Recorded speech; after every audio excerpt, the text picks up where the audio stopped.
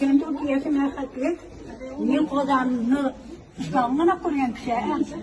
Susuz binalarını kururken yazılan uyur vakıtım çeker. Yine kuşaklap uzadım ki de. Barış kadar para kumu gidelim. Bırakmışım koymaya varmadım. Benim bir kulum bu kadar. Makinede seviyor muyum ya?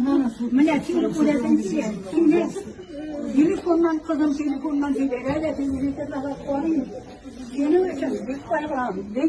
Bu sokan benim için olam.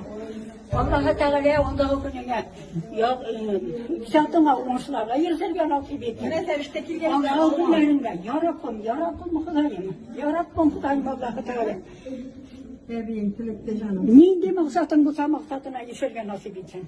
Ya Rabbim Hudayım, ya Rabbim Hudayım. Barış kadar bu barış mı görsen? Telefon kilgen mi ne?